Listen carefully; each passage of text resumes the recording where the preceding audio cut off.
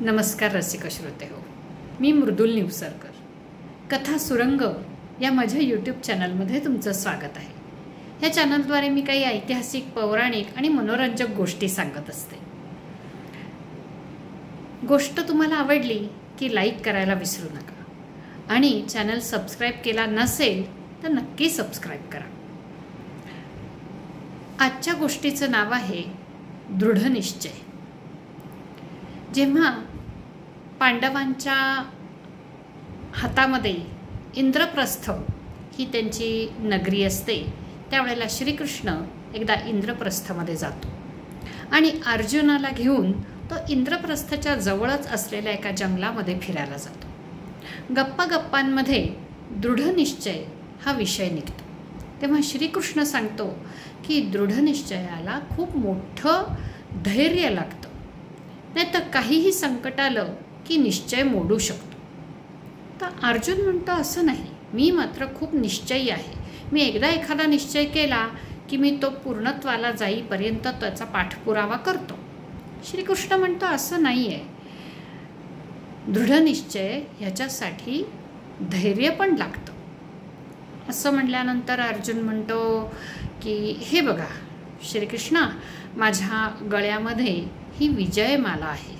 एक सोन्याची अशी कमळाच्या फुलांच्या फुलं एकमेकात गुंफली तर जशी दिसेल तशी ती एक माळा सोन्याची अर्जुनाच्या गळ्यात असते. तो म्हणतो भगवंता, ही माळ मी माझ्या गळ्यातनं कधीच काढत नाही, हा माझा निश्चय आहे, ती विजयामुळे मला मिळालेली आहे. असं म्हटल्यानंतर श्रीकृष्ण म्हणतात बरं ठीक आहे, पण बघ तू खरंच कधीच काढत नाहीस ती? तो म्हणतो अगदी अजिबात नाही, कधीच मी ही काढत नाही, हा माझा निश्चय आहे. असं म्हटल्यानंतर श्रीकृष्ण म्हणतो ठीक आहे. असेच ते गप्पा मारत मारत पुढे जातात. तेवढ्यात त्यांना त्या जंगलामध्ये एक सुंदर निळशार पाण्याने भरलेलं तळं दिसतं आणि अर्जुनाला असं वाटतं एक छानशी ह्याच्यात डुबकी मारावी, छान पोहावं. तर अर्जुन तसं श्रीकृष्णाला म्हणतो की चला आपण जरा जलविहार करूया. श्रीकृष्ण म्हणतो नको, मला थोडंसं चालावंसं वाटतंय, मी जंगलात जरा फिरून येतो, तोवर तू तुझं स्नान उरकून घे. अर्जुन ठीक आहे म्हणतो. अंगावरची वस्त्र तो काठावरती काढून ठेवतो, फक्त विजयमाला गळ्यात ठेवून बाकीचे सगळे दागिने सुद्धा तो काठावरती काढून ठेवतो आणि त्याचं धनुष्य, बाण हे त्याच्याबरोबर जे नेहमी असतं, गांडीव धनुष्य, तेही तो त्या काठावरती ठेवून देतो आणि तळ्यामध्ये तो जलविहार करण्यासाठी उतरतो. तो उतरतो आणि पोहून तो बाहेर येणार तेवढ्यात त्याला सिंहाच्या डरकाळीचा आवाज येतो आणि तो काठावरती बघतो तर काठावरती एक बलाढ्य सिंह उभा असतो आणि आता तो वाट बघत असतो की अर्जुन तळ्यातून कधी बाहेर येतो आणि मी त्याच्यावर हल्ला कधी करतो. अर्जुन तो भला मोठा सिंह बघून जरा घाबरतो, कारण त्याच्या हातामध्ये आता धनुष्य नसतं. तो म्हणतो अरे बापरे, आता काय करावं आणि कसं ह्याच्यापासून वाचावं, नाहीतर मग हा आता आपल्या अंगावर झेपच घेईल. असा विचार करतानाच तो सिंह हळूहळू त्याच्या दिशेने पाऊल टाकायला लागतो. आता काय करायचं? तेवढ्यात त्याच्या लक्षात येतं की अरे आपल्या गळ्यामध्ये जे माला आहे ती माला जर आपण काढली आणि ती अभिमंत्रित करून फेकली तर त्याचं अस्त्र होईल. नुसताच मंत्र म्हणून उपयोग नसतो, कशावर तरी तो मंत्र टाकावा लागतो, तेव्हा त्या वस्तूचं अस्त्र होतं किंवा शस्त्र होतं. मग त्याच्या पाण्यामध्ये तर त्याला कुठलीच वस्तू नव्हती, त्यामुळे तो गळ्यातली ती विजयमाला काढतो. त्या विजयमाला हातात धरून त्याच्यावर मंत्र म्हणून त्याचं एक अस्त्र तयार करतो आणि ते त्या सिंहाला फेकून मारतो आणि ते अस्त्र इतकं शक्तिशाली असतं की सिंह तिथे मरून पडतो आणि मरताना तो मोठी डरकाळी फोडतो. त्याच्या डरकाळीने जंगलात फिरायला गेलेला श्रीकृष्ण धावत येतो आणि बघतो तर तो बलाढ्य सिंह तिथे मरून पडलेला असतो आणि अर्जुन पाण्यातून बाहेर येत असतो आणि त्या सिंहावरती ती विजयमाला पडलेली असते. श्रीकृष्ण त्याला बघतो, अर्जुन बाहेर येतो आणि घडलेली सगळी कथा सांगतो तो. श्रीकृष्ण म्हणतो अरे तुझा तो दृढनिश्चय होता ना की मी गळ्यातली माळ विजयमाला कधी काढत नाही म्हणून तो म्हणतो, अरे कृष्णा, हे काय म्हणतोयस तू? इथे माझ्यावर मरण बेतलं होतं, तर मग ती मी विजयमाला काढणार नाही का गळ्यातून? श्रीकृष्ण नुसता हसतो आणि काही बोलत नाही. अर्जुन बाहेर येतो, अंग पुसतो, भराभर सगळे दागिने आणि कपडे घालतो, ती विजयमाला गळ्यात घालतो आणि धनुष्य उचलून श्रीकृष्णाबरोबर परत इंद्रप्रस्थमध्ये येतो. इंद्रप्रस्थमध्ये काही दिवस राहिल्यानंतर एकदा अचानकच श्रीकृष्ण अर्जुनाला म्हणतो, चल, तुमच्याच गावातल्या एका माणसाकडे आपल्याला जेवायला बोलवलेलं आहे, चल आपण जाऊ. असं म्हटल्यानंतर अर्जुन ठीक आहे म्हणतो आणि श्रीकृष्णाबरोबर तो त्या गावामध्ये एका घरामध्ये जातो. तिथे जगदीश्वर नावाचा माणूस राहत असतो आणि त्याच्याबरोबर त्याच्या 2 बायका, एक जान्हवी आणि एक मोहिनी. हे दोघं जण जातात, तर जगदीश्वर तिथे नसतो आणि श्रीकृष्ण जाऊन त्या दोन्ही ज्या बायका असतात त्यांना सांगतात की आम्ही तुमच्याकडे जेवायला आलेलो आहोत. त्या म्हणतात, या बसा, थोड्याच वेळात स्वयंपाक तयार होईल. आणि दोघीजणी अतिशय सुंदर स्वयंपाक तयार करतात. त्याच्याबरोबर पक्वान्नसुद्धा असतात आणि छान वेगवेगळ्या प्रकारचे पदार्थ त्या बनवतात आणि दोघांची पानं मांडतात. तर श्रीकृष्ण म्हणतो, नाही, जगदीश्वरांना येऊ दे, मगच आम्ही दोघं बसतो. असं म्हटल्यावर त्या दोघी म्हणतात, नाही हो, त्यांना वेळ लागेल, दुपारची वेळ झालेली आहे, जेवणाची वेळ झाली आहे, तुम्ही जेवून घ्या. तुमचं जेवण झाल्याशिवाय नाहीतरी ते जेवणार नाहीतच, तुम्ही अतिथी आहात आमच्याकडचे, तुम्ही जेवून घ्या. असं म्हटल्यानंतर अर्जुन लगेच ताटावर जाऊन बसतो. श्रीकृष्ण म्हणतो, नाही, आपण जेवायचं आहे ते त्या जगदीश्वरांच्या बरोबरीने जेवूया. या दोघी अगदी काकुळतीला येऊन पुन्हा विनंती करून, अन्न गार होतंय, मध्यान्हाची वेळ टळून चालली आहे, तुम्ही जेवून घ्या, तुम्हाला भुका लागल्या असतील वगैरे वगैरे सांगतात. पण श्रीकृष्ण काही ऐकत नाही, त्यांना येऊ दे, मग आम्ही जेवतो. थोड्या वेळाने जगदीश्वर येतात आणि मग त्यांना जेव्हा कळतं की अरे आपल्या घरी असे अतिथी आलेले आहेत आणि ते आपल्यासाठी जेवणाची वाट बघतात. असं म्हटल्यानंतर त्या जान्हवीला म्हणतात की माझंही ताट मांड. ती ताट मांडते, सगळं जेवण त्याच्यात वाढते आणि ते म्हणतात जगदीश्वर की तुम्ही कराच जेवायला सुरुवात, माळ्यावरच्या बरणीतनं मी लोणचं घेऊन येतो. असं म्हटल्यानंतर श्रीकृष्ण म्हणतो, ठीक आहे, आणा तुम्ही, आम्ही थांबतो तुमच्यासाठी. ते जगदीश्वर पुन्हा सांगतात, नाही, तुम्ही करा जेवायला सुरुवात, मी येतो घेऊन. श्रीकृष्ण पुन्हा अर्जुनाचा हात धरतो, म्हणतो थांब, त्यांना येऊ दे, मग आपण जेवू. अर्जुनाला कळत नाही, जो पोटात त्याच्या कावळे कोकळायला लागलेले असतात. तो म्हणतो, इतकी भूक लागली आणि अगदी ह्यांच्याबरोबर जेवायचं काय लावलंय श्रीकृष्णांनी? इथे एवढं सगळं सुग्रास अन्न मांडलेलं आहे, ताटं भरलेली आहेत, पोटात भूक लागलेली आहे आणि हे का असा करतोय श्रीकृष्ण? अर्जुनाला काही कळत नाही, पण श्रीकृष्णांनी सांगितलं आहे म्हणून तो आपला शांत बसलेला असतो, तोंडाला पाणी सुटलेलं असतं, पण तो गप्प बसतो. दोघं जण वाट बघतात. त्या दोघींची तिथे चुळबुळ चालू असते. पण ते जगदीश्वर काही माळ्यावरनं खाली येत नाहीत. बराच वेळ जातो. म्हणतो अरे इतका वेळ? अर्जुन विचार करतो, माळ्यावरती नुसती लोणच्याची बरणी शोधायला इतका कसं काय वेळ लागतो यांना? पण श्रीकृष्ण आता रागवेल म्हणून अर्जुन आपला गप्प बसलेला असतो. असं म्हणता 20 मिनिटं जातात, 25 मिनिटं जातात, ते जगदीश्वर काही माळ्यावरनं खाली येत नाही. मग शेवटी अर्जुन विचारतो त्या बायकांना, म्हणतो काय झालं बघता का?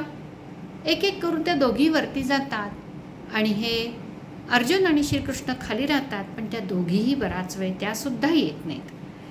अर्जुन म्हणतो, श्रीकृष्णा आपण वरती जाऊन बघूया, अशी कोणती लोणच्याची बरणी हे तिघजणं शोधत बसलेत, चला वरती. तिघजणं वरती गेलेले असतात. तिथेच हे अर्जुन आणि श्रीकृष्ण दोघं जण वरती जातात आणि बघतात. तर अर्जुनाला आश्चर्याचा धक्का बसतो. तो म्हणतो, बापरे हे काय झालं? ते तिघही तिथे मरून पडलेले असतात. तो अर्जुन एकदम अवाक होतो आणि श्रीकृष्णाला विचारतो, कृष्णा हे काय झालंय? श्रीकृष्ण म्हणतो, थांब अर्जुना, आता तू त्यांच्याच तोंडून ऐक. श्रीकृष्ण हातात पाणी घेतो, अभिमंत्रित करतो आणि तिघांच्या शरीरावर तो ते पाणी शिंपडतो आणि तिघजणं उठून बसतात. तिघजणं श्रीकृष्णाला नमन करतात. जगदीश्वर सुद्धा करतो आणि म्हणतो, परमेश्वरा क्षमा करा. मग श्रीकृष्ण त्याला विचारतो, तुझी कहाणी सांग, तू असं का केलंस? मग जगदीश्वर ती कहाणी सांगायला लागतो.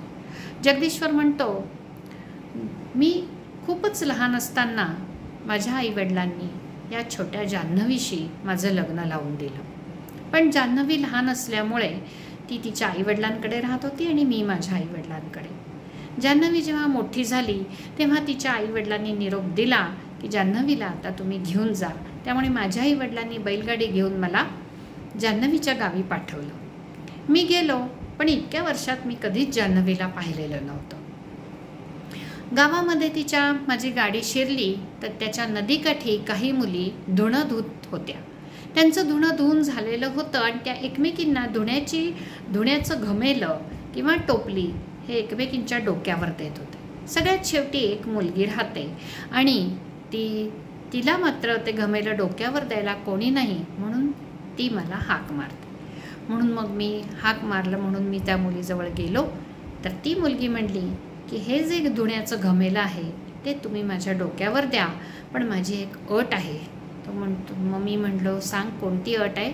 तर ती म्हणाली की माझं लग्न झालेलं आहे, त्यामुळे तुम्ही मला असं वचन द्या की ही टोपली माझ्या डोक्यावर ठेवताना तुमचा माझ्या शरीराला कधीच स्पर्श नाही झाला पाहिजे. असं म्हणल्यानंतर म्हणे मी तिला असं वचन दिलं की हो, मी तुझ्या शरीराला कधीच स्पर्श करणार नाही असं म्हणलं आणि मी ती टोपली तिच्या डोक्यावर दिली.